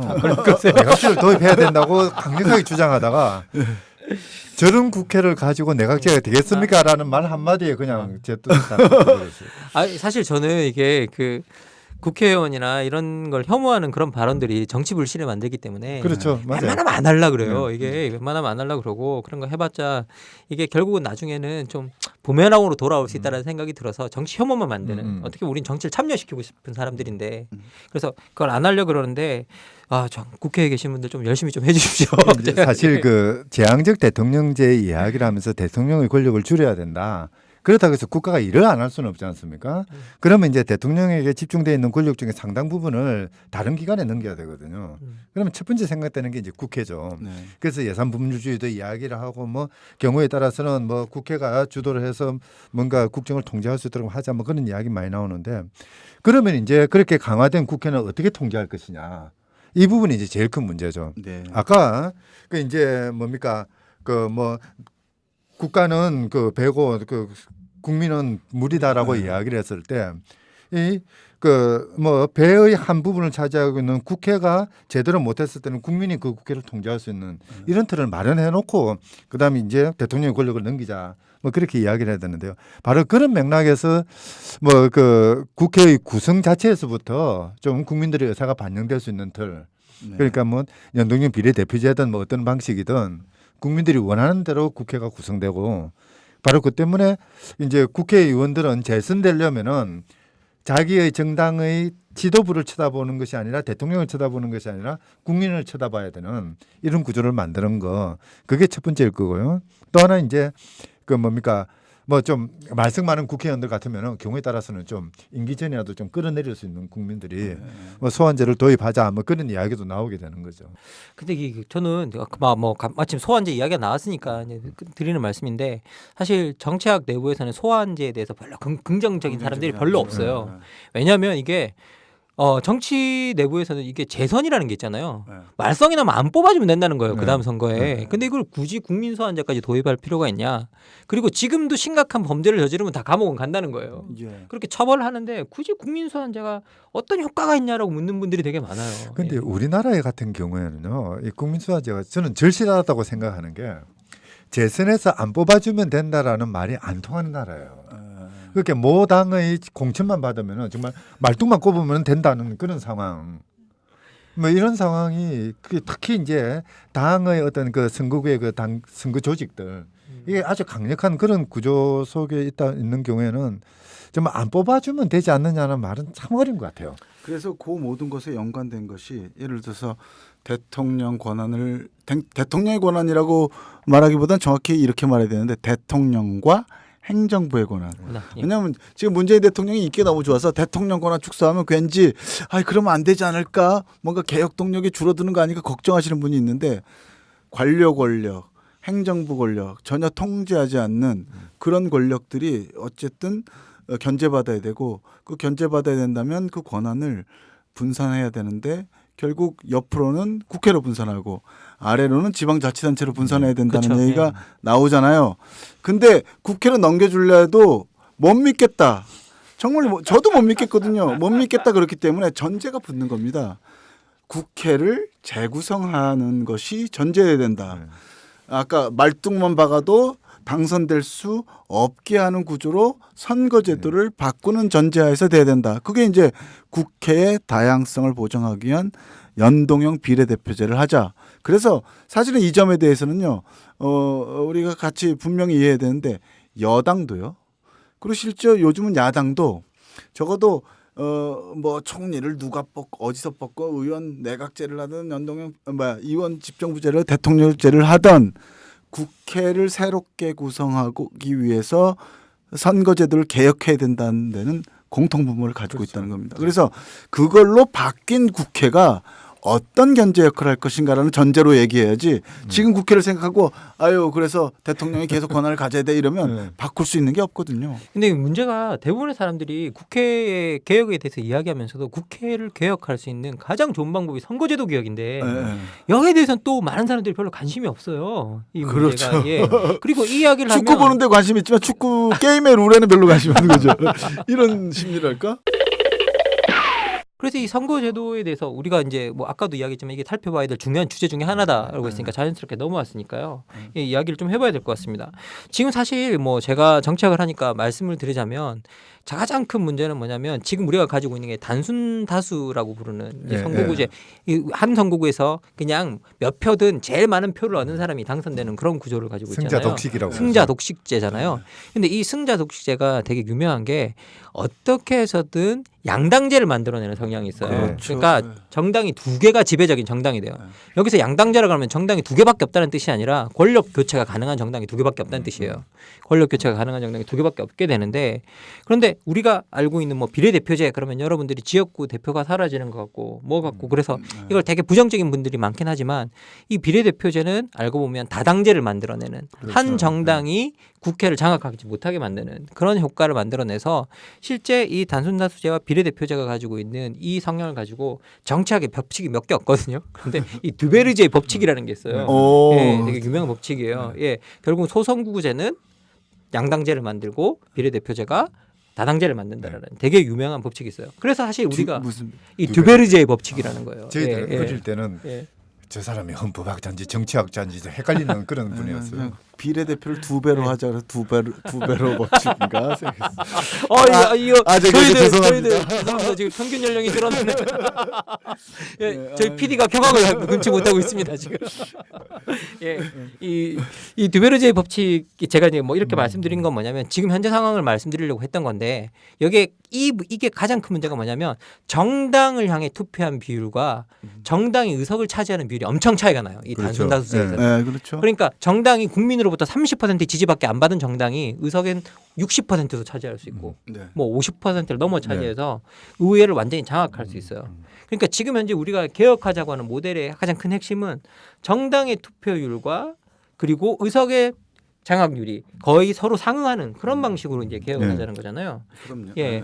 그래서 거기 대표적으로 이제 그럼 어떤 안들이 이걸 가능하게 만들 수 있는가라고 해서 이제 연동형 비례제 같은 게 나오는데 좀 설명을 좀 해주셨으면 좋겠습니다. 예. 그래서 연동형 비례대표제라는 건 말씀하신 대로 정당 지지율이 사실은 국민들의 민의이기 때문에 그 지지율을 만큼 의석을 배분하자 하는 거죠. 근데 승자 독식 지역구 중심으로 가면 1등이 당선되고 나머지 표는 다 사표가 되잖아요. 그래서 어떤 지역구에서 10명이 나왔는데 한 명이 1등이 25%만 얻었어요. 그러면 25% 지지 가진 사람이 국회의원이 되는 거잖아요. 근데 투표율이 그것도 뭐 반이었다 그러면 12.5%의 지지를 얻고도 국회의원이 되는 거고 나머지는 사표가 되는 거기 때문에 이런 부작용을 막자는 거고요. 또 하나 예를 들면 전라도에서 다 민주당만 되는 것 같잖아요. 영남에선 다 그렇죠. 새누리당인가요? 뭐 자유한국당이 된다고 칩시다. 자유한국당. 옛날에 양당자에서 지금은 좀 달라졌지만 옛날에 그랬는데요. 그러면 유권자들의 90%가 거기서 이제 100%가 다 당선되고요. 그럼 적어도 90% 정도가 자유한국당을 지지하는 것 같죠. 실제로 매년 통계를 보면은요. 아무리 많을 때조차도 그 지역의 60% 이상이 한 정당을 지지하는 게 없어요. 전라도에는 다 민주당 지지하는지 아시죠? 표를 까보면요. 거기서도 민주당 지지자들이 60%를 넘은 적이 없어요. 근데 의석은 100% 같죠? 그렇죠. 이게 지금 선거제도의 문제를 만드는 거고요. 실제로 전국적으로 해보면요. 1당하고 2당이 매년 모든 선거에서 이런 걸 다 뭐 플러스 마이너스 합치고 빼고 더하고 해가지고 실제로는 매년 40석 이상을 군소정당에서 뺏어가요. 그러면 40석이면 원내교섭단체가 두 개입니다. 그렇죠. 원내교섭단체 두 개가 매 선거마다 사라지는 거예요. 그래서 연동형 비례대표는 지역구에 출마를 합니다. 지역구에서 1등한 사람은 일단 당선이 돼요. 당선되죠. 당선이 되는데 어떤 데는 좀 지지율보다 많이 얻을 수도 있고 어떤 정당은 운이 없어가지고 지지율보다 적게 얻고 특히 군소정당은 많이 손해를 보겠죠. 1등이 되는 지역구가 없을 테니까. 근데 그 정당이 얻은 지지율대로 비례대표로 보충해줘서 정당 지지율이 의석에 반영되도록 보충해줘서 연동한다는 거예요. 네. 예를 들자면은 300석 의석을 기준으로 하면은 A 당이 이제 정당 지지율이 그러니까 뭐 30%를 얻었다. 그러면은 90석을 확보하게 되는 거거든요. 그런데 지역구 선거를 해보니까 그러니까 한 70석 정도를 이겼어요. 70명이 당선이 됐어요. 그러면은 명부에서 20명을 보완해가지고 90명을 맞춰줘요. 그렇죠. 예. 예. 또는 이제 경우에 따라서는 비례대표로 90석을 얻었는데 지역구에서 95석을 당선이 됐어요. 예. 그러면 이제 초과됐지 않습니까? 그럼 초과해서는 그대로 인정을 해줘요. 그렇죠. 예. 그것 때문에 국회의원 수가 변동이 될 수 그렇죠. 있죠. 조금 늘 수 조금 있죠. 늘 수도 예. 있죠. 늘 수 있죠. 뭐 그런 식으로 많이 늘지 하면은 않아요. 그러니까 예. 지역에서는 자기가 원하는 그 사람을 국회의원으로 뽑을 수 있는 기회도 보장이 되고 더 나아가서 전체적으로 보면은 득표율에 따라서 의석 배분도 되고 뭐 어떻게 보면 일거양득이 되는 그런 제도. 이게 실감나게 하려면 정의당 같은 경우인데 정의당 예. 같은 경우에 잘 얻을 경우에 정당 지지율이 10% 될 수 있거든요. 근데 지역구 전국에서 한 석이나 될까요? 그것도 지금 더불어민주당 같은 데서 좀 연합공천으로 보장해 주지 않으면 한 석도 안 되는 경우가 있거든요. 한 석도 안 돼도 정의당은 10%. 그러면 우리나라 의석 기준으로는 30석을 보전받는 거예요. 그렇죠. 예. 그러면 적어도 정의당이 국민 지지율만큼의 의석을 국회에 가지게 되는 거죠. 이 뭐 이렇게 자기가 사실 국민으로부터 지지받는 만큼 의석수를 가진다는 건 되게 중요한 의미인 것 같아요. 네. 그리고 지금 이걸 가장 잘 실행하고 있는 뭐 나라가 지역구를 가지고 이걸 잘 실행하고 있는 나라가 독일이고 네. 지금 저희들이 이제 이야기한 모델이 거의 독일 모델을 따라서 이야기한 거나 다름이 없습니다. 그래서 연동형 이 비례대표제가 실제 이 독일 같은 경우에는 보면 1투표가 지역구 투표고 2투표가 이제 정당 투표잖아요. 이게 1투표를 지역구 투표로 해둔 이유는 뭐냐면 내 지역에 대표가 있다는 대표 친밀감을 느끼기 위해 해주기 위해서 지역구를 1투표로 그렇죠. 만들어졌지만 결국은 의석 배분은 2투표를 따라서 하고 있는 그런 구조를 취하고 있어서 되게 합리적으로 의석이 분배되고 있거든요. 여러분들이 이 구조는 정말 중요하다고 생각이 드는데 전 세계적으로 우리나라가 가장 가까이 따라가 있는 나라가 미국과 영국 모델이잖아요. 미국과 영국 모델은 아예 비례대표제가 없잖아요. 그렇죠. 거기는 단순 다수제로 그냥 우리나라처럼 지금 뽑아내가지고 거기가 사실은 이게 그 의석수와 정당 지지율이 안 맞아 들어가는 대표적인 국가예요. 그렇죠. 근데 우리가 정말 잘못된 모델을 따라간 것 같아요. 그렇죠. 예. 가장 후진적인 모델이에요. 서양에서 그게. 지금 서양에서 지금 예. 다 발전된 모델은 가장 오래되고 그렇죠. 가장 후진 예, 모델이잖아요. 그 모델을 다 버리고 이제 비례제로 간 거예요. 지금. 그런데 그 중간형으로 남겨서 사실상의 비례제를 하고 있는 게 독일인 거거든요. 그래서 우리가 지금 그 모델을 그러니까 가장 가까운 것 같아서 지금 우리나라 이야기해 사람들이 보는 것 가장 같아요. 자부심을 가지는 게 한글이잖아요. 세계 언어 중에서 가장 과학적으로 인위적으로 구조화된 글자거든요. 그런 나라가 가장 구시대적이고 야만적인 그 선거 제도를 취하고 있어요. 좀 이상해요, 그게. 그렇죠. 예, 승자 독식. 한 지역구에서 그냥 약 20%에서 30%. 전 세계 수학자들이나 그죠? 이런 사람들이 모여가지고 어떻게 하면 국민의 의사를 그대로 의석수로 반영할까 이 고민하면서 만드는 게 비례대표제 같은 제도들이거든요. 예. 그 좋은 제도들을 다 놔두고 가장 뒤떨어진 제도를 취하고 있는 게 참 답답해요. 뭐 어쨌든 이게 선거제도를 공부해 보면 저희들이 큰 모델은 있지만 이 국가 수만큼 선거제도가 있다 그러거든요. 그래서 실제 이제 우리들이 원하는 선거제도를 정말 계속 이제 원칙은 정해졌잖아요. 이번 헌법 발의안에서도 대통령 발의안에서도 비례적으로 이제 소위 말해서 의석수와 정당 득표수가 비례하는 그런 방식으로 구성하자 이걸 내놨기 때문에 이런 방식으로 선거제도가 반드시 개혁되어야 되는 것 같습니다. 근데 최근에 뭐 지방선거나 이런 거 보니까 민주당도 별로 개혁할 마음이 없는 것 같은데요. 예, 그래서 사실은 연동형 비례대표제가 국회의원 선거뿐만 아니라 지역에도 적용될 수 있도록 해야 된다. 근데 지역에서 적용하려면 지금보다는 의원 수가 좀 늘어야 돼요. 그렇죠. 예. 근데 여기서 또 문제되는 게 지역 의원들 못 믿겠는데 의원 수까지 늘려서 우리가 월급 더 줘야 되느냐 하는 문제가 나오지만 지방자치를 안착시키려면 의회가 민의에 따라서 구성돼야 되거든요. 그렇죠. 지금 뭐 그냥 지역 유지들 자기 동창회 대충 동원해가지고 다른 사람 제끼고 매번 1등 해가지고 승자 독식하는 구조로 가면 절대로 지역이 안 바뀌기 때문에 지역의 의원 수를 늘려서 세비를 좀 더 주더라도 아니면 세비를 좀 다 깎아가지고 의원 수를 많이 늘리더라도 연동형이 가능하도록 하는 구조로 가는 게 매우 중요할 거라고 사실 봅니다. 뭐 우리의 그 경제 규모를 보면은 돈은 문제가 아니죠. 사실 그렇죠. 조금 돈은 더 효능이 쓰더라도 문제죠. 가장 효율적이고 가장 민주적인 시스템 하는 게 그게 중요한 거죠. 예, 뭐 이제 지금까지 또 선거제도에 대해서 이야기해봤는데요. 이제 마지막으로 저희 남은 주제 하나가 있습니다. 이게 뭐냐면 아까 잠시 언급됐던 국민 소환제 그리고 국민 발안제, 이제 발의제, 발안제가 있는데 여기 이 제도들의 사실 부정적인 분이 의외로 많아요. 네. 여기에 네. 대해서 여기 뭐 어떻게 생각하십니까? 예. 부정적인 측면은 분명히 있죠. 뭐 어떻게 보면 선동 정치라든지 또는 뭐 경우에 따라서는 세몰이 해가지고 정적을 제거하는 그런 수단으로 제기되기도 하고요. 뭐 베네수엘라 같은 경우는 대통령에 대한 소환제 마련했더만은 대통령 뽑히면 맨날 이제 대통령 쫓아내려고 야당이 싸우는 뭐 그런 체제로 가기도 하는데요. 그럼에도 불구하고 지난 촛불 집회의 과정들을 거치면서 우리 국민들이 느꼈던 거는 적어도 뭔가 잘못된 정치인이 있다면 국민들이 응징할 수 있는 기회를 마련해야 되는 게 아니냐. 뭐 그 부분에서는 어느 정도 합의가 이루어졌던 것 같아요. 예, 그 점에서 촛불 광장에서 나온 그리고 그 이후에 이제 촛불에 참여했던 사람들이 토론하는 과정에서 나온 가장 중요한 개헌 과제 중에 하나는 어쨌든 직접 민주주의 도입이다. 근데 직접 민주주의라는 게 몇 가지가 있지 않습니까? 우선 우리가 원하는 법이 국회에서 계속 안 통과된다. 혹은 아예 제안도 안 된다. 그럼 우리가 제안할 수 있게 하자. 지금 뭐 청와대 청원도 뭐 사실은 무슨 강제력이 있는 게 아니지 않습니까? 근데 20만 하면 정부가 뭐 들어주는 신용이라도 하는데 답을 하도록. 예, 답을 해야 되거든요. 근데 법 같은 거는 정부가 아무리 답해도 국회가 안 아무 만들어주면 소용없죠. 끝이잖아요. 그러니까 한 40만이면 지금 유권자의 1% 정도입니다. 선거권자의 1% 정도인데 1% 정도가 사인하면 서명해가지고 제출하면 적어도 국회에서 그건 반드시 다루게 하자. 그것도 뭐 다룬다고 해서 국회 끝날 때까지 우리 다루려고 그러는데 국회가 끝나서 할 수 없네 이게 아니고 국회 패스트 트랙 있지 않습니까? 한 40만 명 서명하면 1년 이내에 다루게 하자. 이런 게 국민 발안제고요. 그것도 근데 국회가 그래도 안 받아들였어요. 그럼 국민이 40만 명이나 서명했는데 가만히 있을 거냐?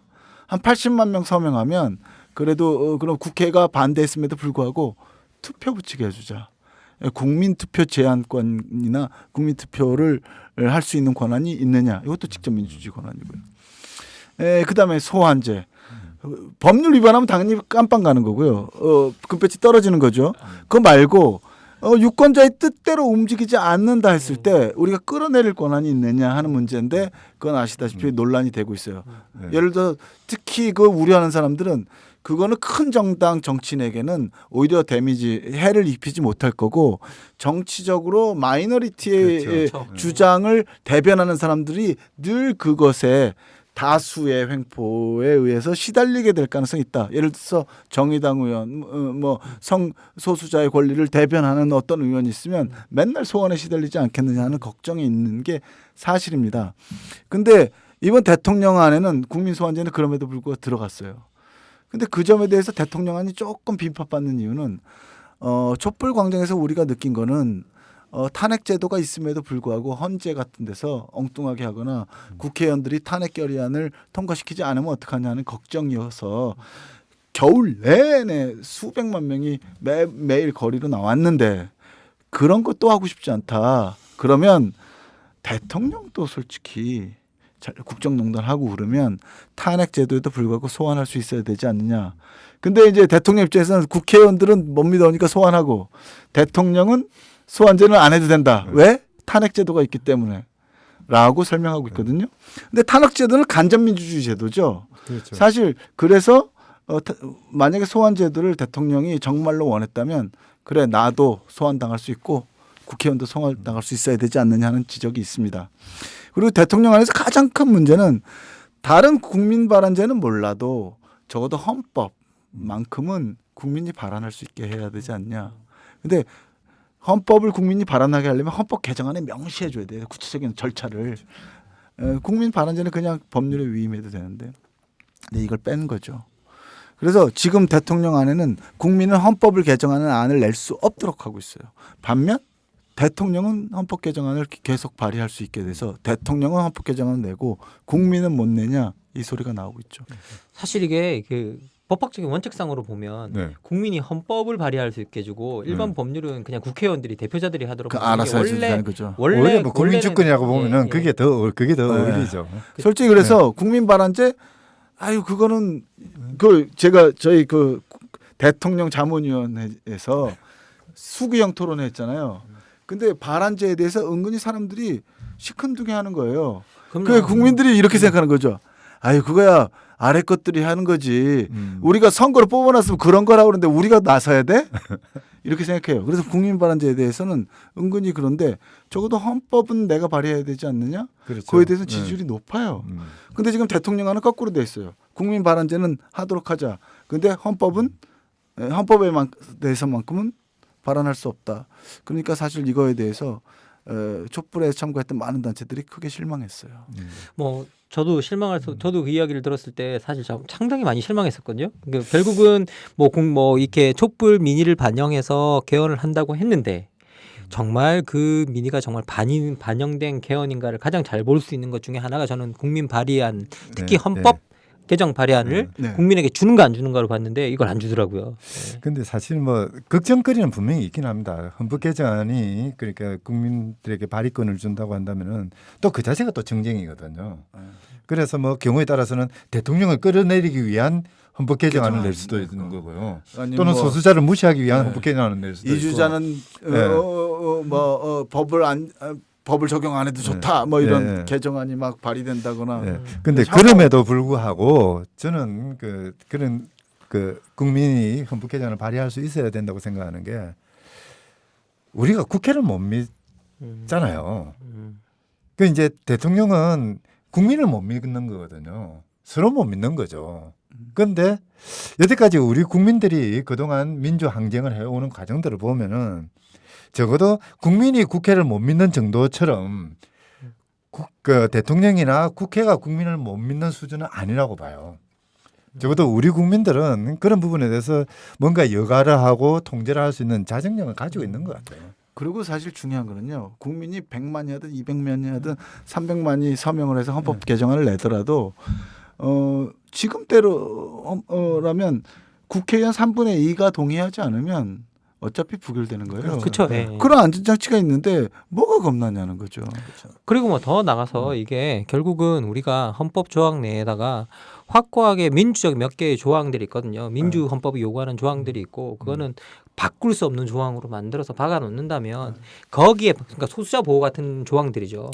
그런 입법이 그런 것들이 발안이 되면 그런 것들은 unconstitutional 소위 말해서 헌법에 합치하지 않는다 그래서 이거는 사실은 이게 발의 그렇죠. 자체가 안 될 수 있는 안전장치들을 만들 수가 있어요. 발의 자체에 대해서 헌법 소원이 일어날 수 그렇죠. 있고. 헌법 소원이 일어날 때 만들어 놓으면 그건 사실은 되는 거거든요.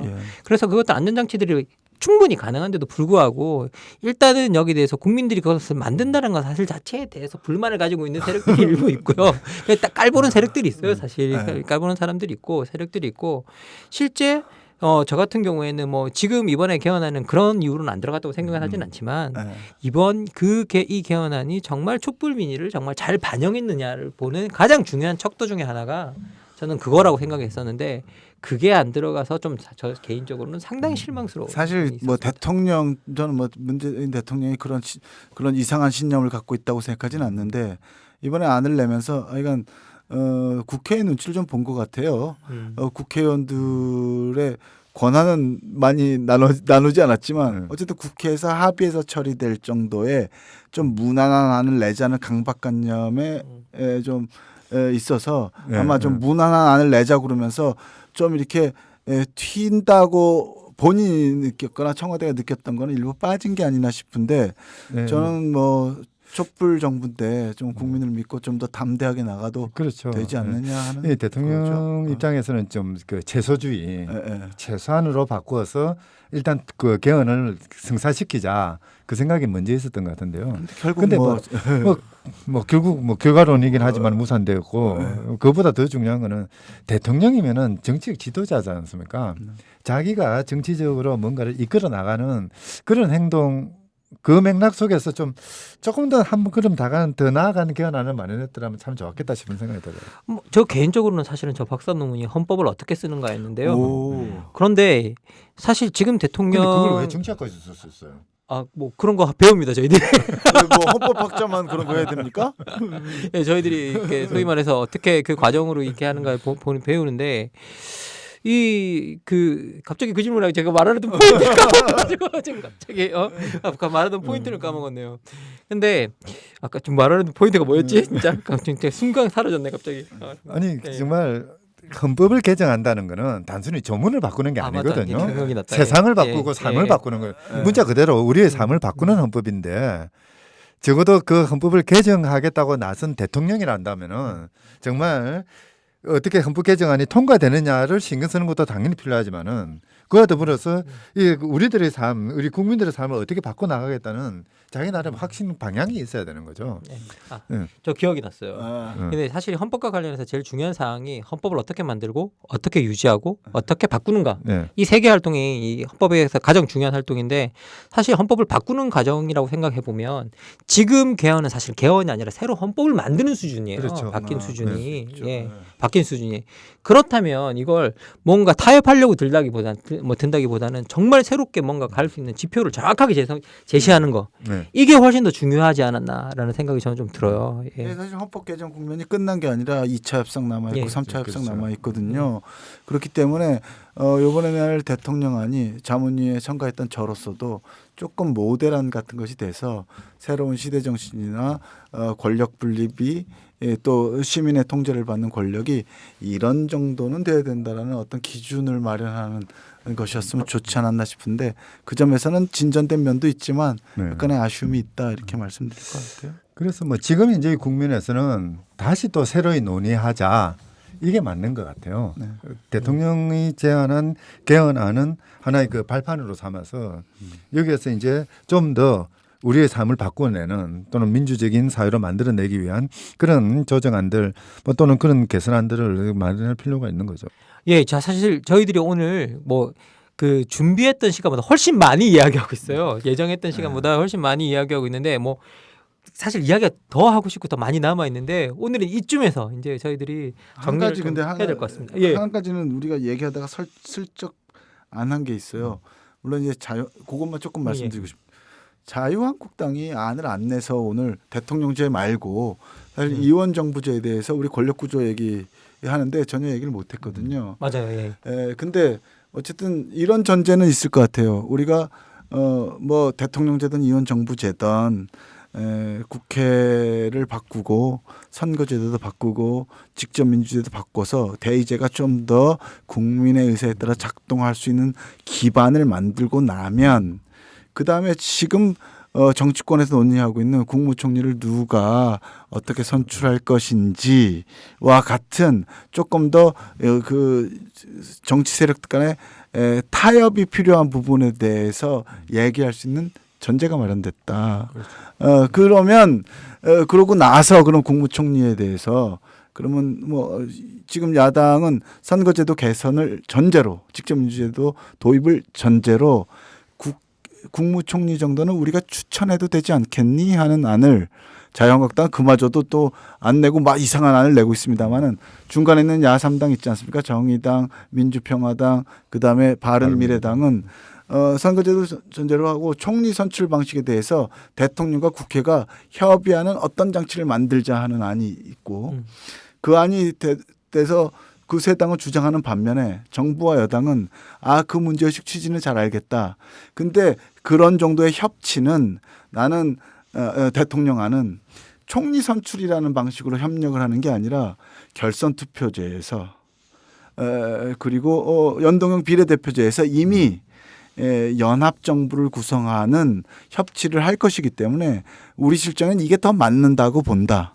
그래서 결선 투표제를 통한 연합 정부 구성을 통한 협치냐 아니면 이미 대통령이 뽑히고 국회가 민의를 다양하게 반영해서 다양성을 가진 국회로 만들어진 다음에 대통령과 좀 더 개선된 국회가 연합을 구성하느냐 요 두 가지 방안에 대해서 합리적으로 토론할 수 있다.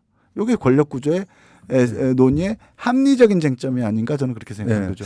그래서 제가 아까 이제 국회가 중요하다 문제다고 이야기했던 게 바로 그 점인데요. 국회가 민주적으로 구성이 되고 민의를 잘 반영하는 그 전제가 성립된다면은 뭐 대통령제로 가든 또는 뭐 내각제나 내각제는 너무 심하다 하지만은 뭐 분권형이나 원활형으로 가든 그렇지 않으면은 국무총리를 추천을 하든 선출을 하든 이거는 큰 문제가 아니거든요. 우리가 자유롭게 좀 느긋한 마음으로 선택할 수 있는 대상이지 어느 하나가 돼야 되고 어느 하나는 안 돼야 되고 이건 아니죠. 분명한 거는 국회가 제대로 조직이 돼야 되고 제대로 기능하는 틀을 마련해야 된다는 거. 그것만큼은 분명해야 된 것 같아요. 예, 저 지금까지 이야기를 잘 해왔는데요. 뭐 이렇게 오늘 이야기 중에 저 중요한 부분 하나 이야기를 한다면 정말 국회에 던지는 메시지가 있어야 될 것 같습니다. 저희들은 정치 참여를 원하는 사람이고요. 정치 혐오를 제일 싫어하는 사람들입니다. 그래서 우리들은 이런 뭐라고 해야 될까요? 정치 혐오를 일으킬 수 있는 발언을 정말 피하고자 하는 사람들인데도 이만큼 불신을 하고 있다고 한다면 정말 지금 국회가 해온 일들이 좀 뭔가 잘못되어 있지 않았나라는 생각이 좀 들어요. 그래서 국회가 정말 지금 지나온 일은 어쩔 수 없지 않습니까? 이제 지나온 일을 바꾸는 유일한 행위는 미래에 잘하는 수밖에 없는 것 같아요. 아니 근데 지금 현재도 단식하고 국회 공전시키고 있잖아요. 네, 저는 이런 말씀하고 싶어요. 이번에 남북 정상회담을 보면서 남북 간에 얼마나 대결이 심했고 불신이 심했습니까? 근데 외신조차도 give optimism a chance라고 썼대요. 제가 영어를 잘 못하지만 낙관주의에 기회를 좀 줘야 되지 않냐. 우리 헌법을 개정하고 정치를 개혁한다면 우리의 뜻에 따라 구성되는 대의기구들이 우리의 뜻에 따라 작동될 거다라는 기대와 믿음, 그리고 우리가 주인으로서 그걸 반드시 그렇게 만들겠다라고 하는 의지를 가지고 어떤 조문을 구성해야 되는 거 아니냐. 그러면 또 새로운 대한민국을 정말로 잘 살게 할 수 있지 않겠나 이렇게 생각합니다. 예, 인간의 행위 자체는요 순간순간은 바꿀 수 있지만 이 아주 긴 시간을 바꿀 수는 없어요. 근데 우리가 제도를 어떻게 세팅하는가, 제도를 어떻게 만든가는 지금 잠시는 어려움을 겪을 수 있어도 앞으로 긴 미래를 보장할 수 있다는 점에서 사실 정의의 문제가 인간의 행위보다는 제도의 개혁에 집중되어야 한다고 했던 게 1970년대 이후의 정의론들의 가장 핵심적인 내용들입니다. 사실 여러분들이 학교 다닐 때 혹시나 읽어보셨을 존 롤스의 정의론 이런 모든 그런 책들이 그런 이야기를 사실 하고 있는 거예요. 이 정의를 담당하는 건 인간이 아니라 제도여야 한다. 그런 측면에서 이 제도를 어떻게 만드는가의 가장 근간이 되는 이 헌법에 관한 논의들이 우리가 공론장에 가져다 놓고 정말 적극적으로 이야기하는 이런 행위들은 정말 중요한 것 같습니다. 그리고 더 나가서 이런 권력 어떻게 우리가 소위 말해서 이 권력 구조를 만드느냐 이것들이 우리들의 미래를 결정할 수 있기 때문에 이 논의를 오늘 저희들이 생각했던 것보다 훨씬 더 많이 이야기했던 것 같아요. 그런데 오늘 이쯤에서 이야기는 좀 접어야 될 것 같습니다. 아까도 말씀드렸듯이 사실 헌법을 살펴보면 두 가지 큰 축이 있습니다. 기본권과 권력 구조입니다. 그리고 국민의 기본권을 설정하고 그 기본권을 남용하지 못하도록 권력 구조를 설정하려고 했던 게 헌법의 의도였는데요. 그 기본권을 남용하지 못하게 권력끼리 서로 견제하고 균형을 맞출 수 있도록 우리가 잘 설계를 해야 될 것 같습니다. 이 아렌트의 말을 빌리자면요. 권력을 잡을 수 있는 것은 오로지 권력밖에 없다라는 이야기가 있습니다. 그래서 권력 분립을 하는 거거든요. 그래서 이 도래할 헌법에 권력의 분립과 견제가 잘 이루어질 수 있는 원칙들이 담겼으면 하는 바람으로 오늘 이야기는 마치도록 하겠습니다. 다음에는 기본권으로 찾아오도록 하겠습니다. 오늘 두 분 수고하셨습니다. 감사합니다. 네, 고맙습니다.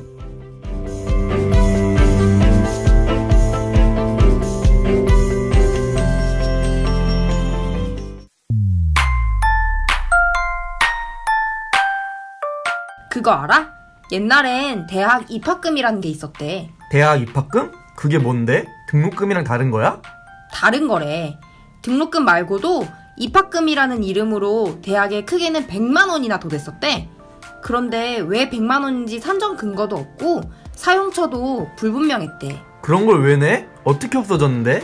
바로 청년참여연대가 있었기 때문이지. 즐거운 변화를 위한 청년참여연대의 활동을 응원해주세요. 참여연대는 정부 지원금을 받지 않습니다. 청년의 삶을 바꾸기 위해 나서는 청년참여연대의 회원이 되어주세요. 문의 02-723-4251 지금 전화주세요. 02-723-4251 지금 전화주세요. 청년참여연대 네!